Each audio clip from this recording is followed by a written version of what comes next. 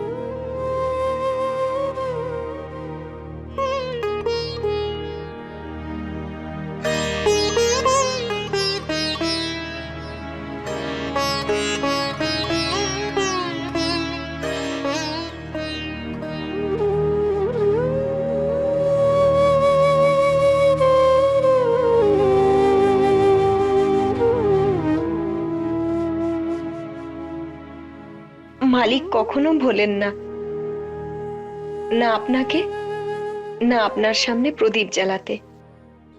আজ মালিক এখানে নেই, তাই ভাবলাম আমি এই কাজটা।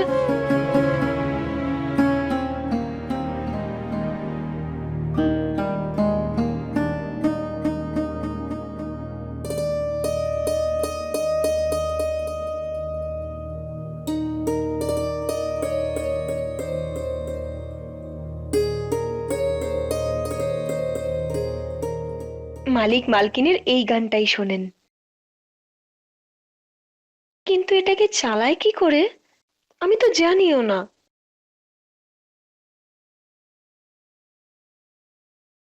মালকিন, আপনি এখানে?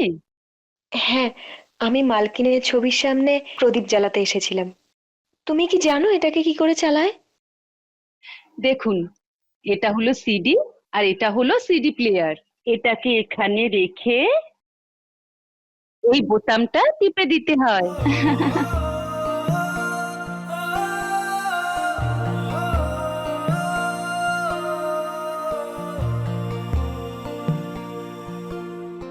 तेरे दिल का मेरे दिल से रिश्ता पुराना है, इन आँखों का हर आंसू मुझको चुराना है,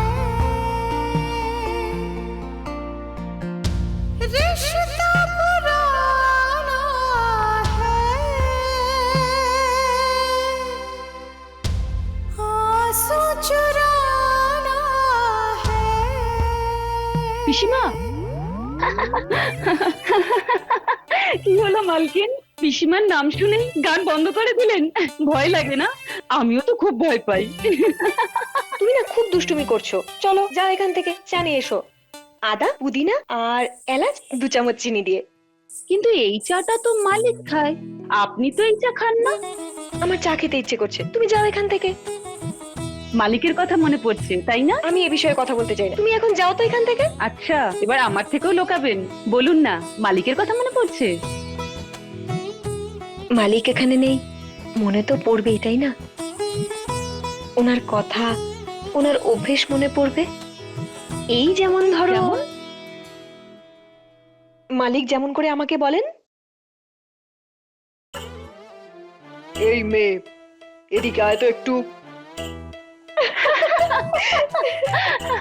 আপনি তো একদম মালিকের মতো করে বলছেন, আর একটু বলুন না। 1 মিনিট।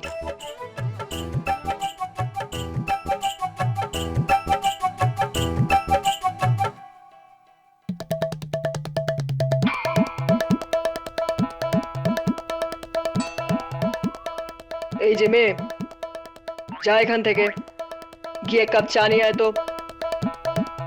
হ্যালপ্যাল করে আমার দিকে কি তাকিয়ে দেখছিস? যা এখান থেকে, বোকা হাদা। আরে 5 বাচ্চার মাকে কেউ মেয়ে বলে ডাকে? আর কি কি মনে পড়ে মালকিন?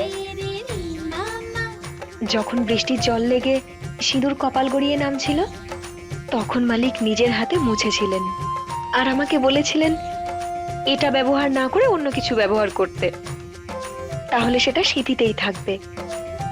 মালিক আমাকে তেলে ভাজা বানাতে বলেছিলেন, সে সব কথা মনে পড়ছে। আর আরো অনেক কথা মনে পড়ছে।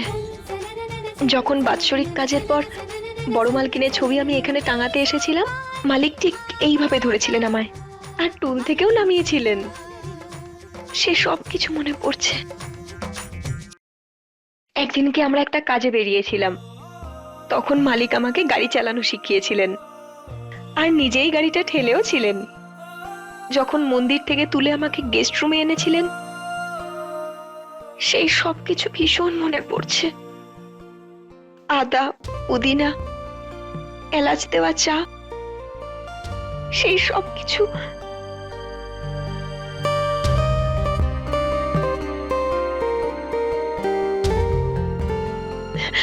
ভীষণ মালিকের কথা মনে পড়ে, খুব মনে পড়ে।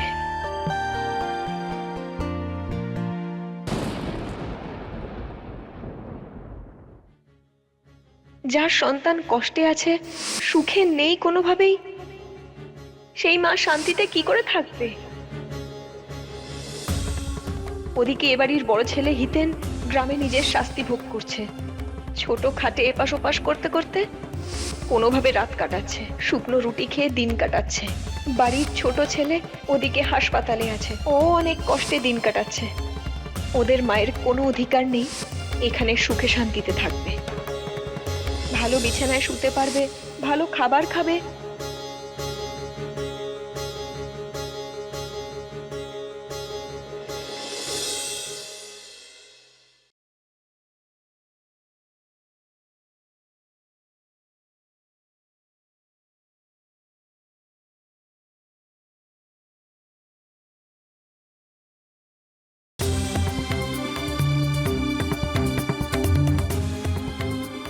কেউ কি আমার কথা শুনতে পাচ্ছ না?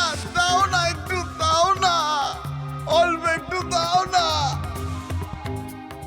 যেখান থেকেই হোক আমাকে একটু দিয়ে যাও, একটু মদ দিয়ে যাও আমায়, একটুখানি মদ দাও আমায়। যার সন্তান কষ্টে আছে, সুখে নেই কোনোভাবেই, সেই মা শান্তিতে কি করে থাকবে? তরুমা, ঘুম আসছে না?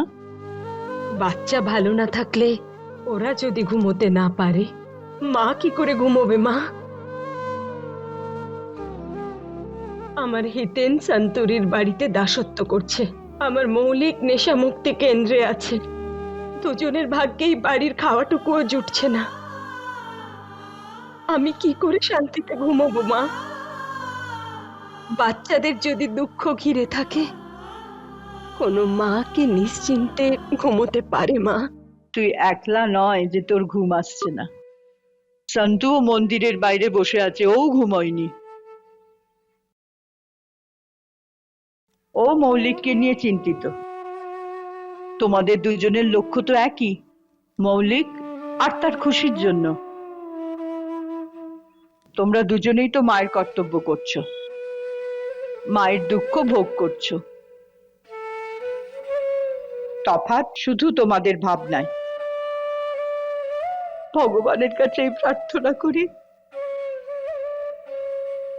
এই বিভেদ তাড়াতাড়ি ঠিক হয়ে যাক।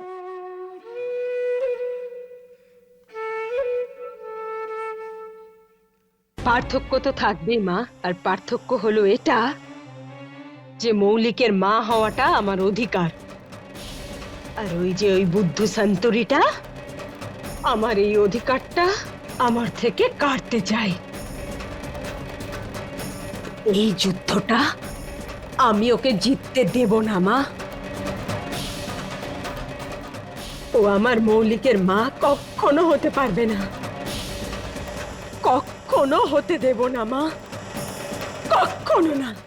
फुल एपिसोड देखने के लिए अभी डाउनलोड करें दंगल प्ले ऐप।